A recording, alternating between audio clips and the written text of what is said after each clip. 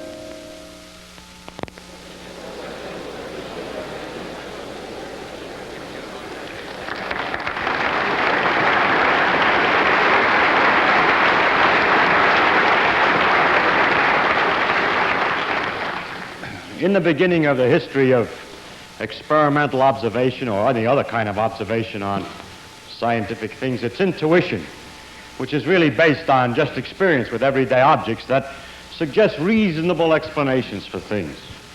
But as we try to widen and make more consistent our description of what we see, as it gets wider and wider and we see a greater range of phenomena, the explanations become what we call laws instead of simple explanations. But the one important odd characteristic is that they often seem to become more and more unreasonable, more and more intuitively far from obvious. To take an example is the relativity theory, in which, for instance, the proposition is that if you think that two things occur at the same time, that's just a subjective opinion. Someone else could conclude that those two events, one was before the other, and that simultaneity is merely a subjective impression. Now, there's no reason why this should be otherwise, really. The things of the direct everyday experience involve large numbers of particles, or involve things moving very slowly, or involve other conditions that are very special and represent, in fact, a very limited experience with nature. It's a small section only that one gets of natural phenomena from a direct experience. It's only through the refined measurements and careful experimentation that we can get a wider vision. And then we see unexpected things. We see things that are far from what we would guess. We see things that are very far from what we could have imagined. And so our imagination is stretched to the utmost, not as in fiction to imagine things which aren't really there, but our imagination is stretched to the utmost just to comprehend those things which are there. And it's this kind of a situation that I want to talk about tonight. Start, for instance, with the history of light. At first, light was seen to behave, it would appear to behave very much like a rain of particles, of corpuscles, like rain. Bullets from a gun, same idea. And then with further research, it was clear that it was not right, but that light actually behaved like waves, like water waves, for instance. And then in the 20th century, on further research, it appeared that light actually behaved in many ways, again, like particles. In the photoelectric effect, you could count these particles, they're called photons now, and so forth. Again, electrons, when they were first discovered, behaved exactly like particles, bullets, very simple. Further research showed, in electron diffraction experiments and so on, that they behaved like waves. And as time went on, there was a growing confusion in the question of how the things really behave, the waves or particles or waves, because everything looked like both. Now, this growing confusion was resolved in 1925 or 26 with the advent of the correct equations for quantum mechanics. And now we know how the particles, how the electrons and how light behave. But what can I call it? I can say they behave like a particle wave, or they behave in typical quantum mechanical manner. There isn't any word for it. If I say they behave like particles, they give the wrong impression. If I say they behave like waves, they behave in their own inimitable way, which technically could be called the quantum mechanical way. They behave in a way that is like nothing that you have ever seen before. Your experience with things that you have seen before is inadequate, is incomplete. The behavior of things on a very tiny scale is simply different. They do not behave just like particles. They do not behave just like waves. Atoms do not behave like weights hanging on a spring and oscillating, nor do they behave like miniature representations of the solar system with little planets going around in orbits, nor does it appear to be somewhat like a cloud or fog of some sort surrounding the nucleus. It behaves like nothing that you've seen before. Well, there's one simplification. At least electrons behave exactly the same in this respect as photons. That is, they're both screwy, but in exactly the same way. How they behave, therefore, takes a great deal of imagination to appreciate, because we're going to describe something which is different than anything you know about. This, in that respect at least, makes this perhaps the most difficult lecture of the series, in the sense that it's abstract, in the sense that it is not close to experience. And I cannot avoid that. Were I to give a series of lectures on the character of physical law, and to leave out from this series the description of the actual behavior of particles on a small scale, I would certainly not be doing the job, because this thing is completely characteristic of all of the particles of nature and is a universal character. And it is, if you want to hear about the character of physical law, essential to talk about this particular aspect. So it will be difficult. But the difficulty really is psychological and exists in the perpetual torment that results from your saying to yourself, but how can it be like that? Which really is a reflection of an uncontrolled, but I say utterly vain, desire to see it in terms of some analogy with something familiar. I will not describe it in terms of an analogy with something familiar. I'll simply describe it. There was a time when the newspaper said that only 12 men understood the theory of relativity. I don't believe there ever was such a time. There might have been a time when only one man did, because he's the only guy who caught on before he wrote his paper. But after people read the paper, a lot of people kind of understood the theory of relativity in some way or other. But more than 12. On the other hand, I think I can safely say that nobody understands quantum mechanics. Now, if you appreciate this and don't take the lecture too seriously, that you really have to understand in terms of some model what I'm going to describe, and just relax and enjoy it, I'm going to tell you what nature behaves like, and if you will simply admit that maybe she does behave like this, you will find her a delightful, entrancing thing. So that's the way to look at the lectures, not to try to understand. Well, you have to understand the English, of course. But in any sense, in terms of something else, don't keep saying to yourself, if you can possibly avoid it, but how can it be like that? Because you'll get down a drain. You'll get down into a blind alley in which nobody has yet escaped. Nobody knows how it can be like that. So then just let me describe to you the behavior of electrons or of photons in their typical quantum mechanical way.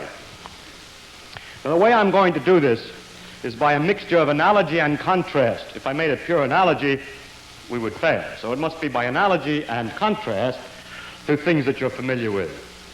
And so I make it by analogy and contrast first to the behavior of particles, for which I will use bullets, and second to the behavior of waves, for which I will use, say, water waves or sound waves. So we begin first to discuss in a particular, what I'm going to do is I'm going to invent a particular experiment, and first tell how it would behave, what the situation would be in that experiment using particles, what you would expect to happen if the waves were involved, and then what happens when there are actually electrons or photons in the system.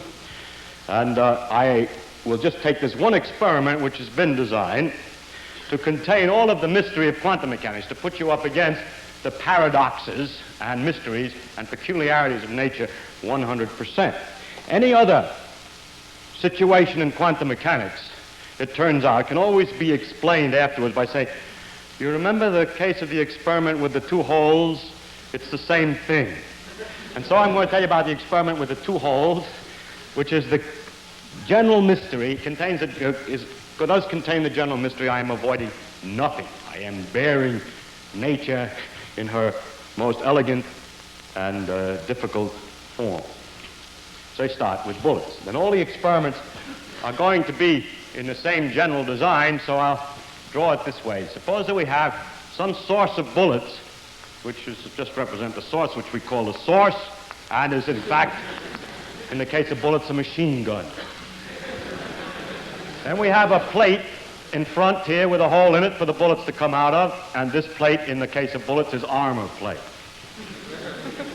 Then a long distance from here, we have another plate, which I'm drawing only a short distance because I haven't got room on the blackboard for everything, but this distance is supposed to be much longer in proportion to the width.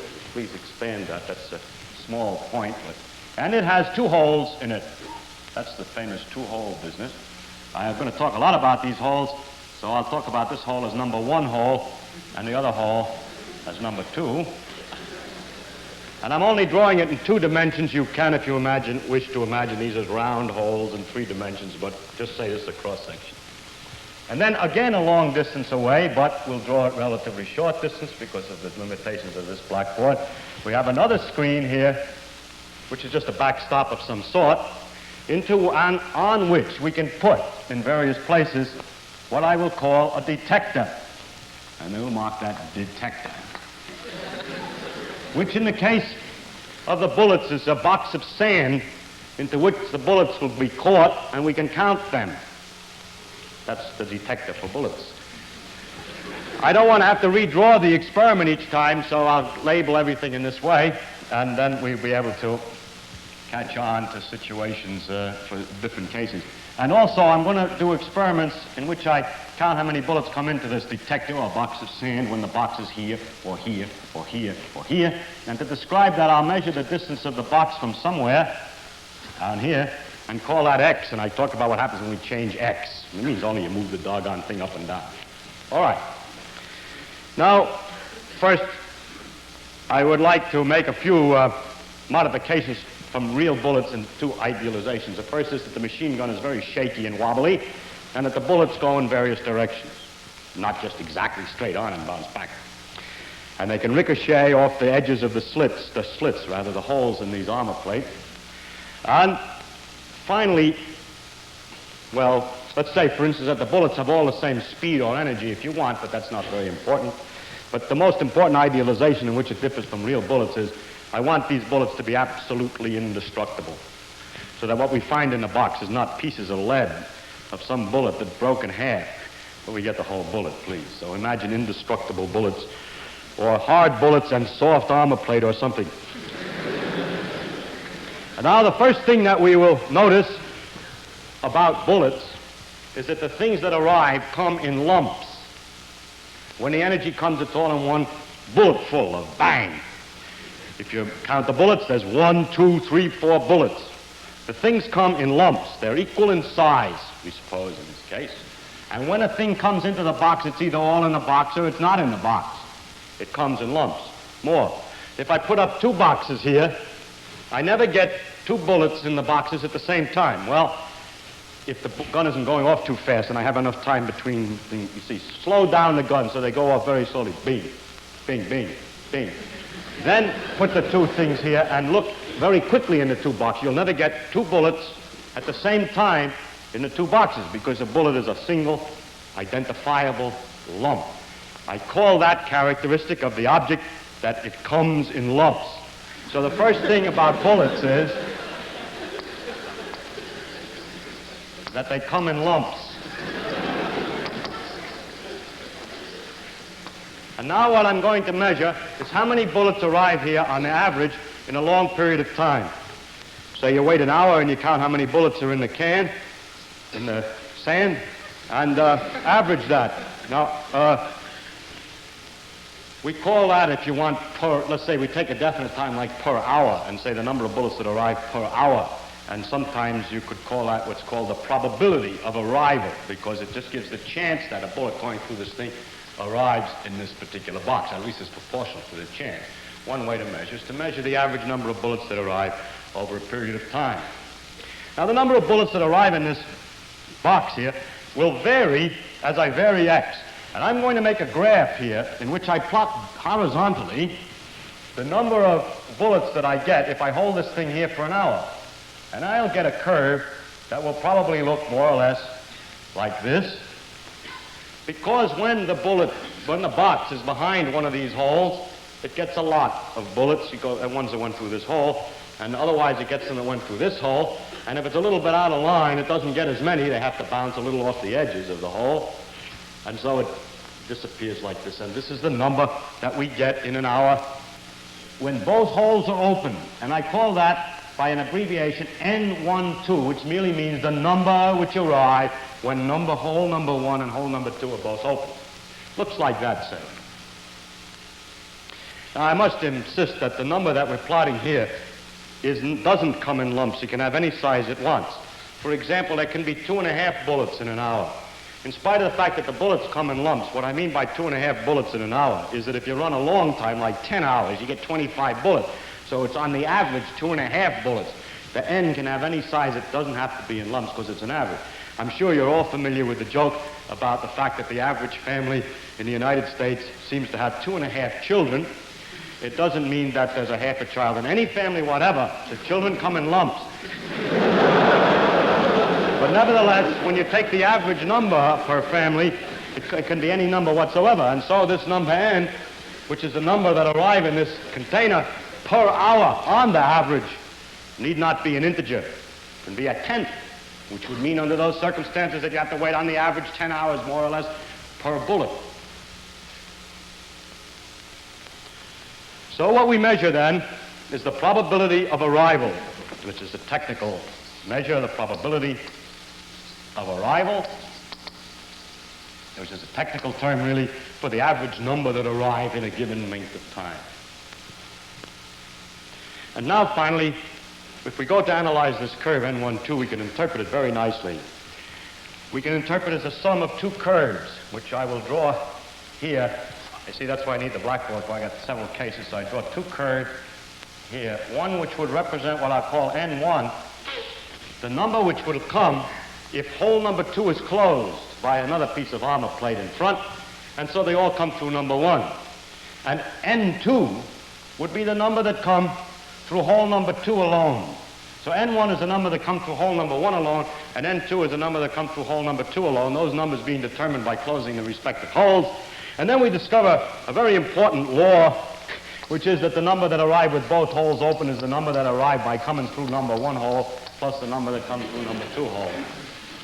And this proposition, the fact that all you have to do is add these two together, I call nice, or no interference. That is, what you get from the two holes open is the same as you get by simply adding each hole separately. That's for bullets. Done. We're done with bullets. All right, I begin again. This time with water waves. Here is standing some kind of a big mass of stuff which is being shaken up and down. This is a long line of barges or jetties with a gap in the water in between. Perhaps it's better to do it with ripples than it is to do it with big ocean waves that sound more sensible. I wiggle my finger up and down here, and I have a little piece of wood here, and ripples start out here, and then I've arranged in a tank to put boards in the way here so that I have these two holes. And then I have this so-called detector, and what I do with the detector, what the detector detects is how much the water is jiggling. For instance, I put a cork in the water and measure how it moves up and down, and what I'm going to measure, in fact, is the energy of the agitation of the cork, which is exactly proportional to the energy carried by the waves. Also, I forgot to say that this jiggling is made very regular and perfect so that the waves are all of the same spacing from one another, and then I'll describe what we get under those circumstances. For that, I first remark, well, let's see,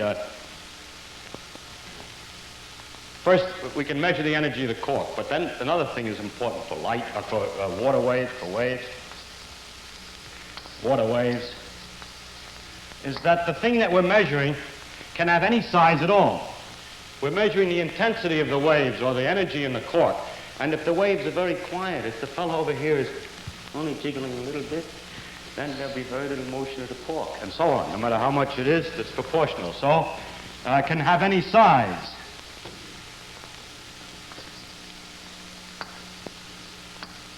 It doesn't come in lumps. It's not all there or nothing.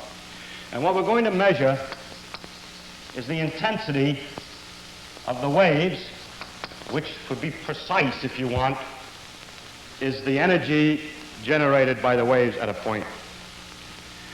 And now what happens if we measure the intensity, which I'll draw on a third curve here, which I'll call I to remind you it's an intensity and not a number of particles of any kind, and I12, when both holes are open, is a curve that looks something like this. Another an interesting, complicated-looking curve, which ought to be symmetrical. I didn't do too badly, actually. Very complicated-looking curve. That is, if we put the thing in different places, we get a very, very different intensity, which varies very rapidly in a peculiar manner. And you're probably all familiar with the reason for that. The reason is that the ripples, as they come out of here, have crests and troughs spreading from here. And they have crests and troughs spreading from here. Now, if we're at a place which, say, is exactly in between these two things, so that the two waves arrive at the same time, the crests will come on top of each other, and there'll be plenty of jiggling, which is the exact opposite of this curve.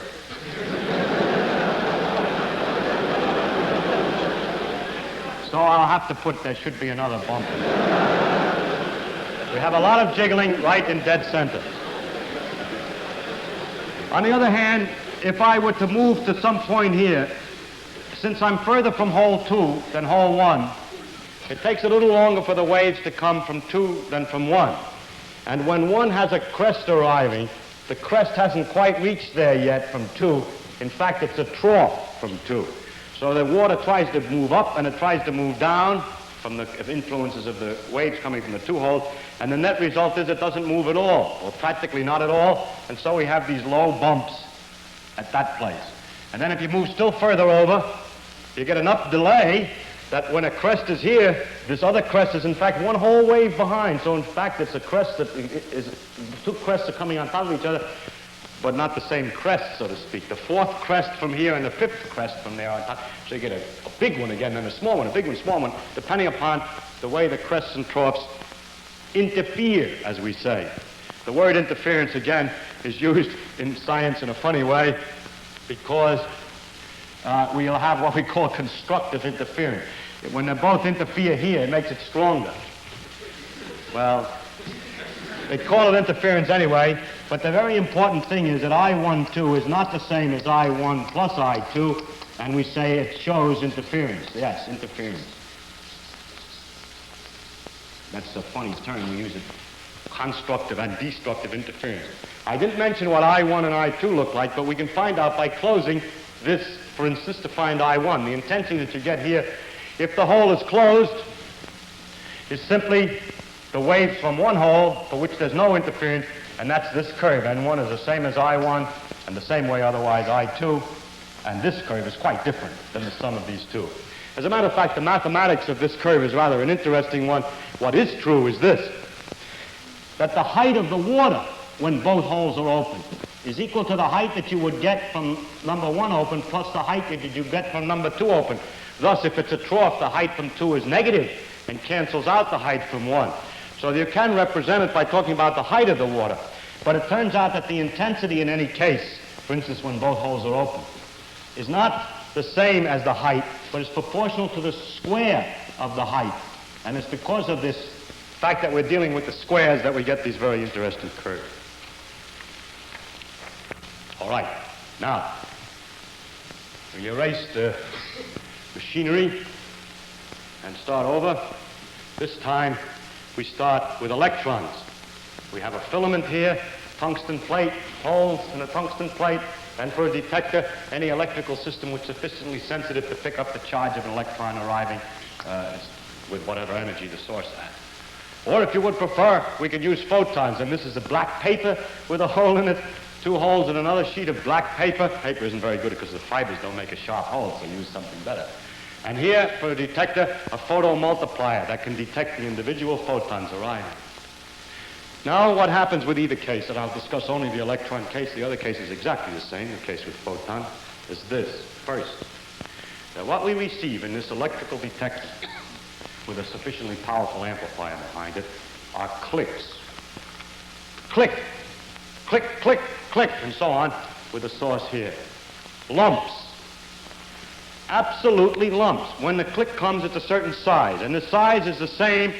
If you turn the source weaker, the clicks come further apart, but it's the same size click. If you turn it up, they go click, click, click, and it jams the amplifier. So you have to turn it down enough that there aren't too many clicks for the machinery that you're using to detect. Next, if you will to put up another detector here and listen to both of them, you never get 2 clicks at the same time, at least if the source is weak enough so that, because of the precision with which you measure the same time. If you cut down the intensity of the source so they come few and far between, they never come a click in both detectors. So that means that the thing which is coming comes in lumps. It has a definite size, and it only comes to one place at a time. All right, so for electrons, or for photons, we'll just use electrons. It comes in lumps. And therefore, what we can do is the same thing as we did with the bullets. We measure how many come, we measure the probability of arrival. What we do is we hold the detector in a certain place. Actually, if we wanted to, although it's expensive, we could put detectors all over at the same time and make the whole curve simultaneously. But let's suppose we put it in a certain place and we measure at the end of an hour how many electrons came, and we average it. By the way, if I put detectors all along the back here, when one comes, it comes into one, but not from others. It just one goes off, then the other goes off, then this goes off, then that one goes off, so on. Just like with bullets. And we measure then the probability of arrival of the electrons. And what do we get? The number of electrons that arrive. The same kind of an N12 as before. This is what we get for N12.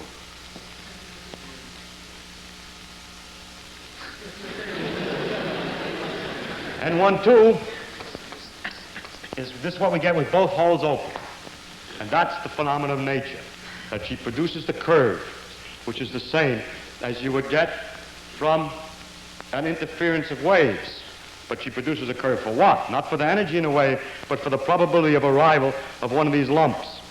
The mathematics is simple. You change I to N, and you have to change H to something else, which is new. You call it something because it's not the height of anything, but in order, this curve has a simple mathematical form. There's an A, which can be represented as an A1 plus an A2, which we call a probability amplitude, because we don't know what it means, which to arrive from hole 1 plus the probability amplitude to arrive from hole 2, and you add the two together to get the total probability amplitude to arrive and square it. Just direct imitation of what happens with the waves, because we've got to get the same curve out, so we use the same mathematics. Let's find out, I better check on one point though, about the interference I forgot to say. What happens if we close one of the holes? Let's try to analyze this interesting curve, which now, for electrons, I erase all the stuff with the light. Well, everything with light is erased. And now we're talking about electrons. This curve isn't important in our case. This is the number which arrives. Now, we would like to analyze this curve.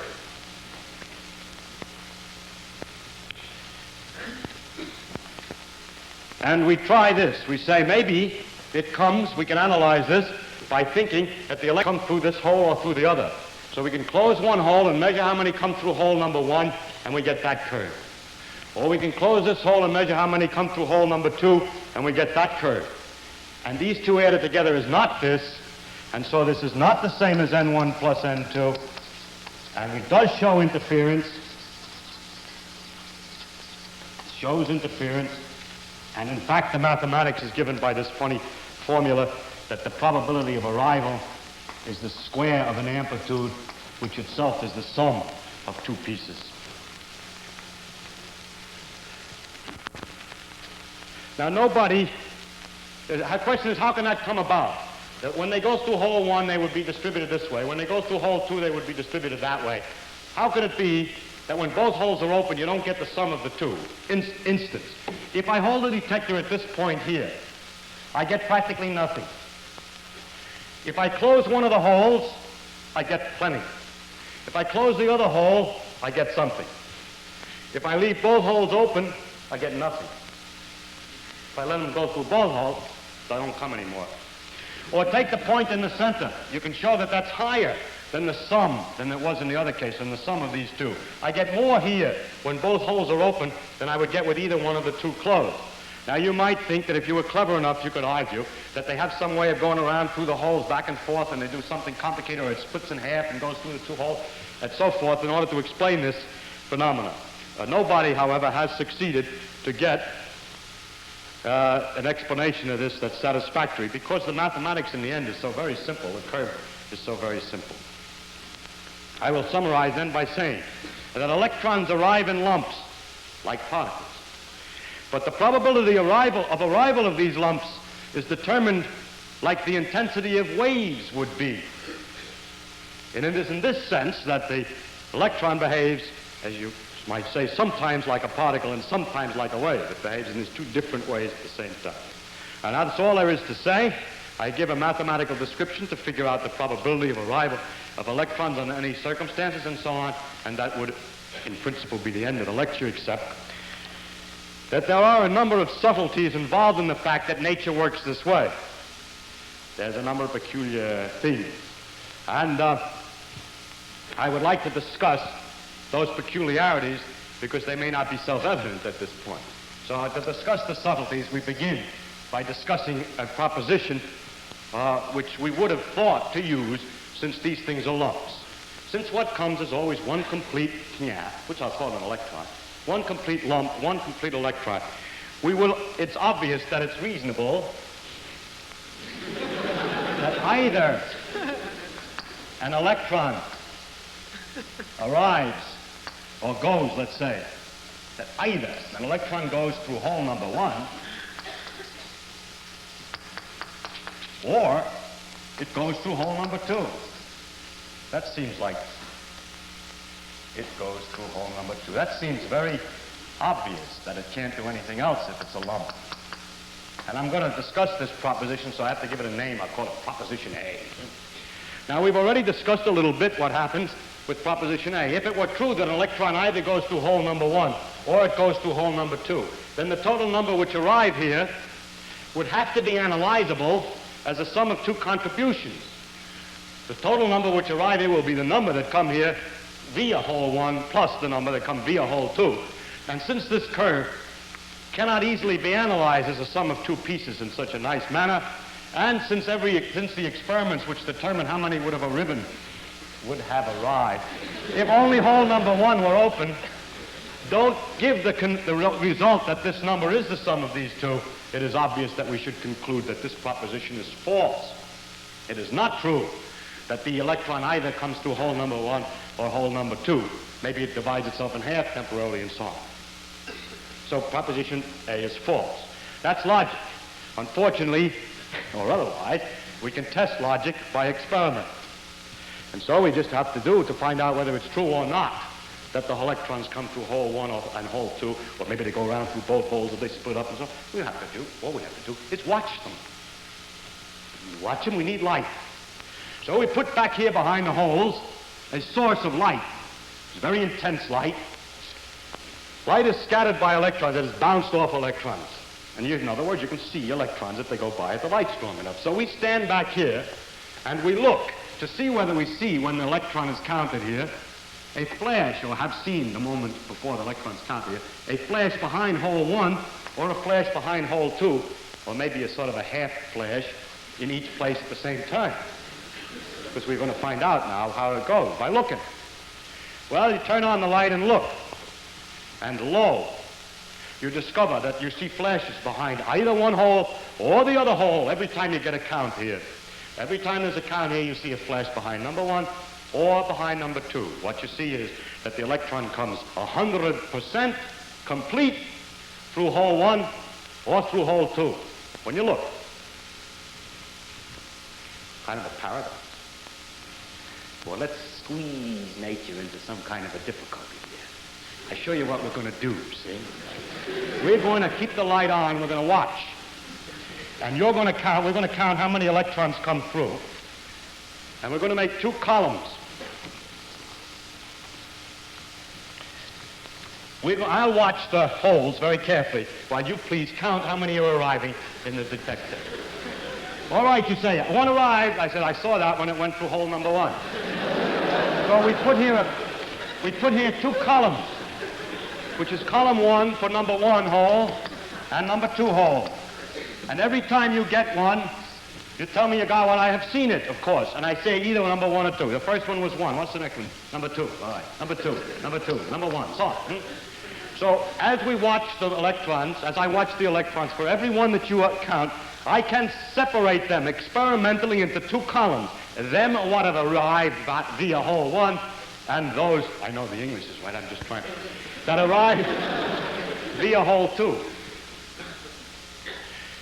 So the total number that arrived, well, first, what does this column look like when you add it all together for different positions here, which is just the number that is supposed to come through 1. I watch behind 1, and what do I see?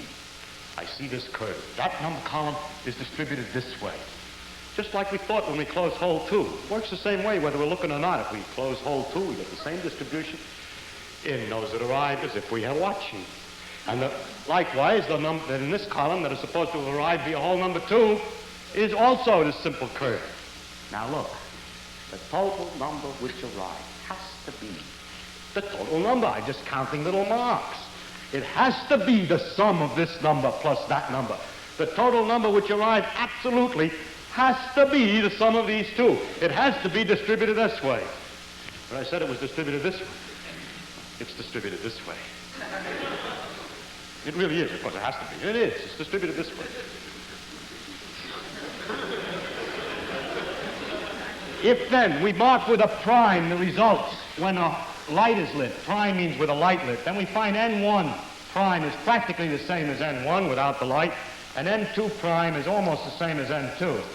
But the number that we see when the light is on is equal to the number that we see through 1 plus the number that we see through 2. This is the result that we get when the light is on. In other words, we get a different answer whether I turned on the light or not. If I have the light turned on, this is the distribution which you measure over here. If I turn off the light, this is the distribution that you measure over here. Turn on the light, this is the answer. Turn off the light, that's the answer. See, nature squeezed out.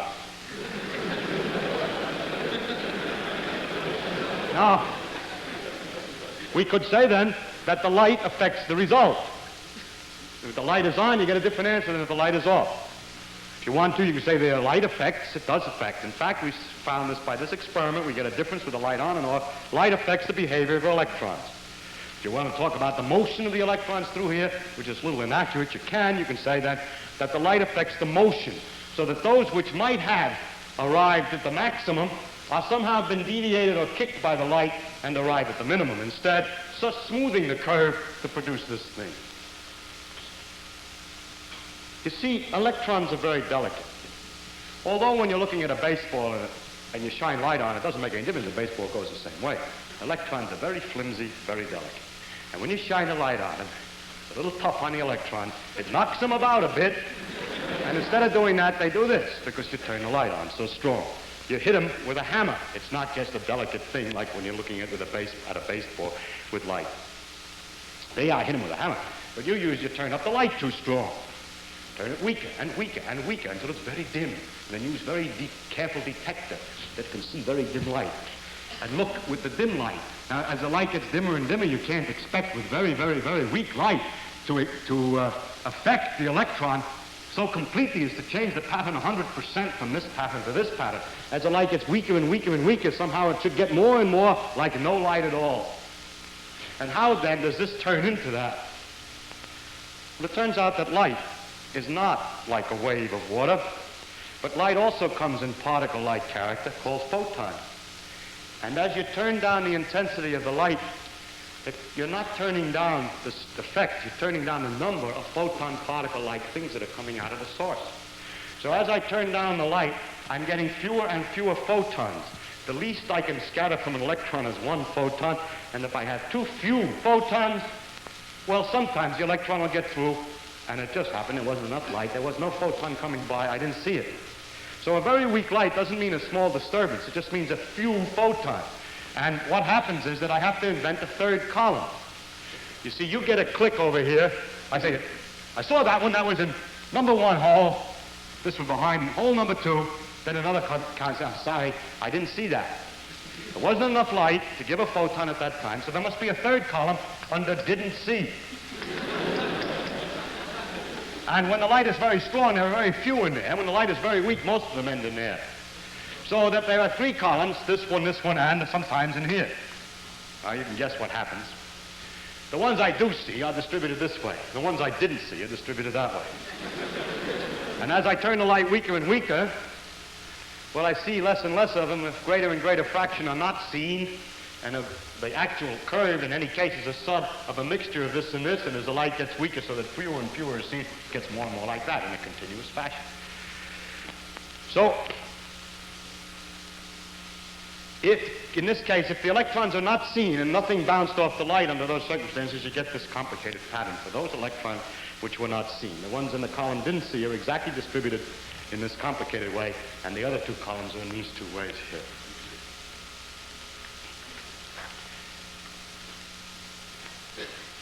Now, you say, I got another way to measure which hole it goes through.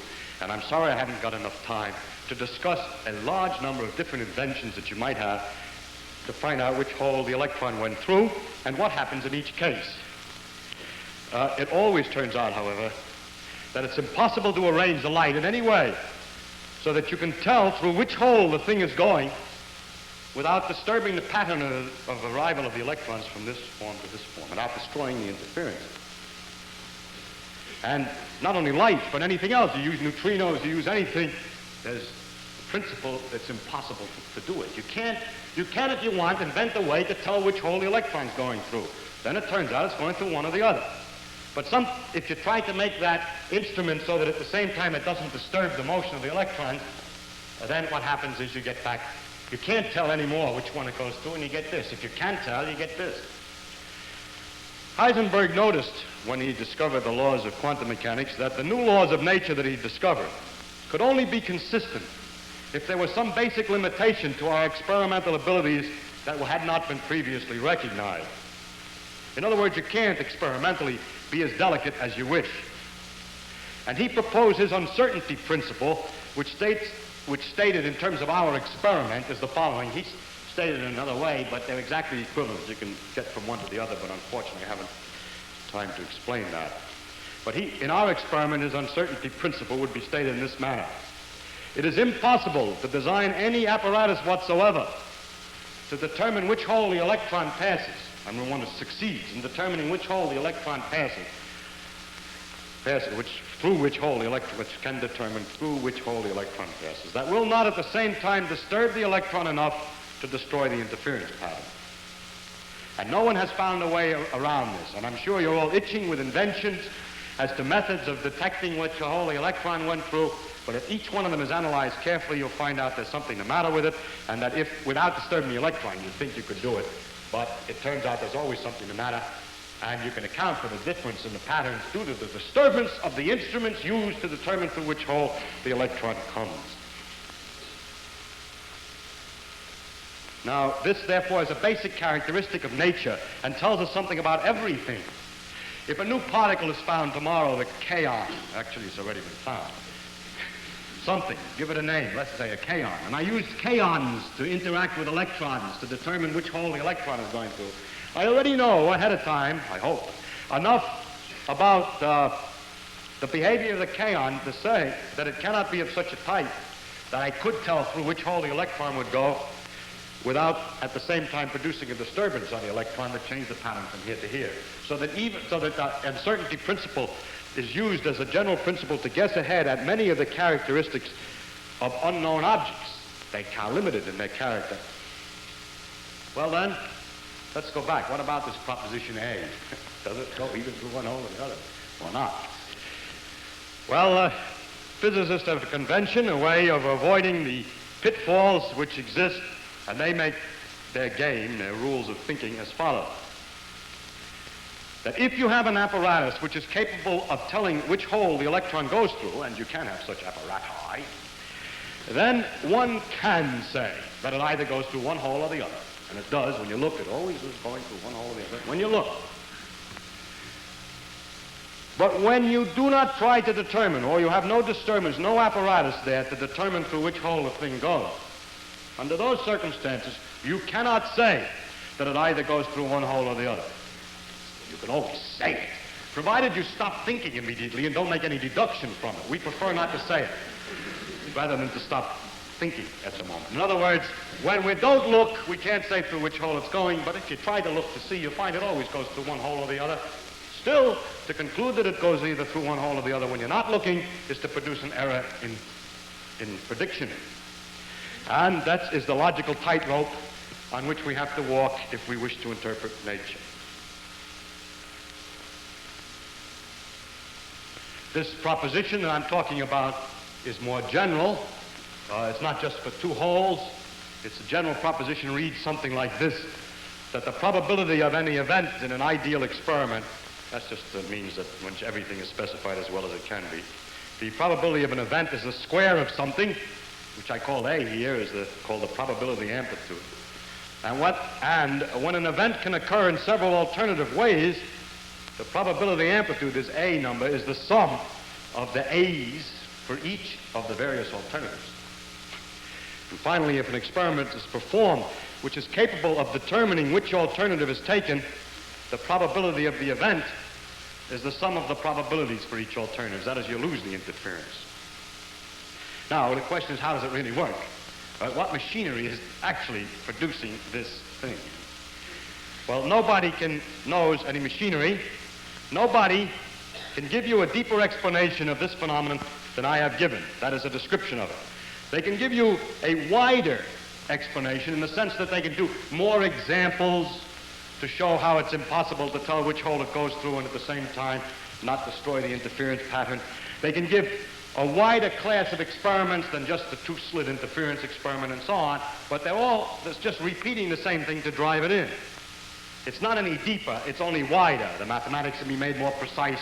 You can mention that they're complex numbers instead of real numbers and a couple of other minor points which have nothing to do with the main idea. And the deep mystery is what I described.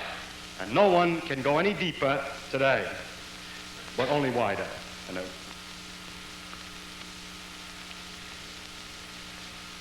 Now, I mentioned probabilities in this calculation. What we're calculating here, this curve, is the probability of arrival of an electron.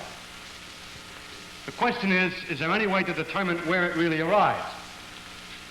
We are not averse to using the theory of probability, that is calculating odds, when a situation is very complicated. You throw up a die and it spins so many times in the air with the various resistors and atoms and all this complicated business that we're perfectly willing to allow that we don't know enough details, and so we calculate the odds that the thing will come this way or that way. But here what we're proposing, is it not, is that there be probability all the way back at the fundamental laws. That in the fundamental laws of physics there are odds. For example, suppose that I have an experiment so set up that with the light out, I get this interference situation and know that. Then I say that with the light on, I can't predict through which hole it will go. I only know that each time I look, it'll be one hole or the other. But there is no way to predict ahead of time through which hole it goes. The future, in other words, is unpredictable. It is impossible to predict in any way from any information ahead of time through which the thing will go, or which hole it will be seen behind.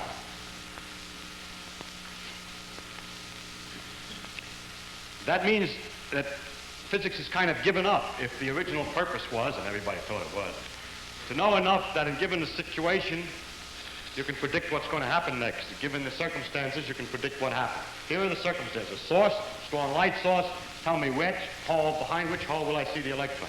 You say, well, The reason you can't tell through which hole you're going to see the electron is it's determined by some very complicated things back here. If I knew enough about that electron, it has internal wheels, internal gears, and so forth, that the fact, and that this is what determines through which hole it goes. So it's 50-50 probability because, like a die, it's set sort of at random. And that if I were to have studied it carefully enough, your physics is incomplete. If you get a complete enough physics, then you'll be able to predict through which hole it goes. That's the hidden variable theory, so-called. Well, that's not possible. It is not due to a lack of detailed knowledge that we cannot make the prediction, because I said that if I didn't turn on the light, I should get this interference pattern. If I have a circumstance in which I get that interference pattern, then it is impossible to analyze it in terms of saying it goes through here or here, because that curve is so simple, mathematically a different thing than the contribution of this and this as probability. So if it were possible for you to have determined through which hole it was going to go if I had the light on, the fact that I have the light on hasn't got anything to do with it. Whatever gears there are back here that you observed, which permitted you to tell me whether it was going to go through one or two, you could have observed if I had the light off. And therefore you could have told me with the light off which hole, each time an electron goes, which hole it's going to go through. But if you can do this, then that curve would have to be represented as the sum of those that go through there and those that go through there, and it ain't. And therefore, it's impossible to have an information ahead of time as to which hole it's going to go through when the light is out, or when the light is on, or out, in a circumstance where the experiment is set up there to produce this interference pattern. So it is not a lack of unknown gears, a lack of internal complications that makes nature have probability in it. It seems to be, in some sense, intrinsic. Someone has said it this way: nature herself doesn't know which way the electron is going to go. A philosopher once said, pompously, "It is necessary for the very existence of science that the same conditions always produce the same result." Well, they don't. You can set up the electrons in any way. I mean, you set up the circumstance here in the same conditions every time, and you cannot predict behind which hole you'll see the electron. They don't, and yet the science goes on in spite of him, although the same conditions don't produce the same results. That makes us unhappy that we can't predict exactly what will happen. Incidentally, you can make a circumstance which is very dangerous and serious, and man must know, and still can't predict. For instance, we could cook up, I know we'd rather not, but we could cook up a scheme by which we arrange photocells so that if it see the electron, one electron is going to go through. If we see it behind hole number 1, we set off the atomic bomb and start World War III. If we go see it behind hole 2, we have just make peace feelers and delay the war a little longer. Then the thing is that the future of man would then be dependent upon something which no amount of science can predict. So the future is unpredictable. What is necessary for the very existence of science and so forth, and what the characteristics of nature are not to be determined by pompous preconditions. They are determined always by the material with which we work, by nature herself. We look and we see what we find, and we cannot say ahead of time successfully what it's going to look like. The most reasonable possibilities turn out often not to be the situation. What is necessary for the very existence of science is just the ability to experiment, the honesty in reporting results. The results must be reported without somebody saying what they'd like the results to have had been. And finally, an important thing is the intelligence to interpret the results, but important point about this intelligence is that it should not be sure ahead of time about what must be. Now, it can be prejudiced and say that's very unlikely. I don't like that. Prejudice is different than absolute certainty. I don't mean absolute prejudice, just bias. But not strict bias, see, not complete prejudice. As long as you're biased, it doesn't make any difference, because if the fact is true, there will be a perpetual accumulation of experiments that perpetually annoy you until they cannot be disregarded any longer. Only can be disregarded if you're absolutely sure ahead of time of some precondition that science has to have. In fact, it is necessary for the very existence of science that minds exist which do not allow that nature must satisfy some preconceived conditions like those of our philosophers.